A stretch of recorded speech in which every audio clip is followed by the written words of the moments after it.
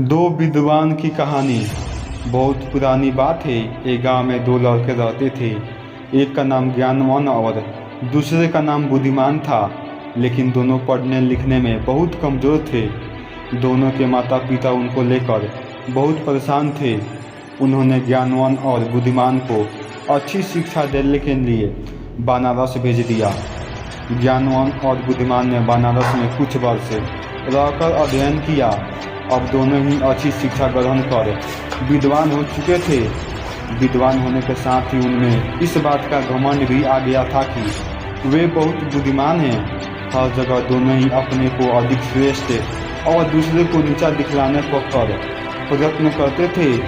दोनों को कई बार उनको शिक्षकों ने इन बारे में समझाया, किंतु दोनों अपने को ही श्रेष्ठ मानते थे। शिक्षा खत्म होने के बाद दोनों के बनारस से अपने गांव वापस लौटना था।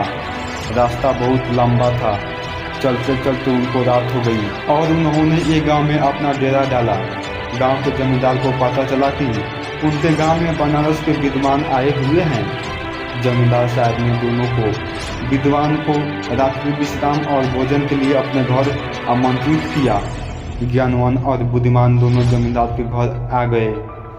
जमींदार ने दोनों को रुकने की अलग अलग व्यवस्था की और स्वादिष्ट पकवान बनवाए।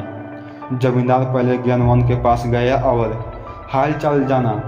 जमींदार पहले तो ज्ञानवान से बहुत प्रभावित हुआ, किंतु अपने घमंड और बुद्धिमान को नीचा दिखलाने के लिए ज्ञानवान और जमींदार से बोला, बुद्धिमान तो नाम बुद्धिमान है, इतने दिन बनारस में रहकर भी वह कुछ नहीं सीखा और अभी भी गधा ही है। ज्ञानवान की बातें जमींदार को अच्छी नहीं लगी। ज्ञानवान से मिलने के बाद वह बुद्धिमान से मिलने गया। बुद्धिमान में भी ज्ञानवान की तरह ही बातें की और कहा, ज्ञानवान को कोई ज्ञान नहीं है और वह तो बैल है जिसे कुछ नहीं आता। जमींदार दोनों से बहुत निराश हुआ और कुछ देर पश्चात उसने ज्ञानवान और बुद्धिमान को भोजन के लिए बुलवाया। दोनों भोजन के लिए आए और जब दोनों को थालियाँ परोसी गई तो थाली में घास और भूसा था। थालियाँ को देखकर दोनों जमींदार पर बहुत क्रोधित हुए और बोले, आपने यहाँ हमें बेइज्जत करने के लिए बुलवाया है?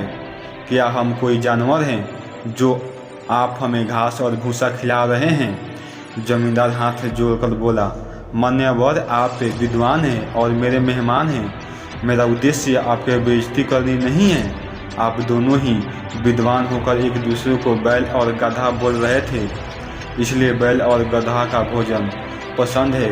मैंने आपको भी वही भोजन परोस दिया।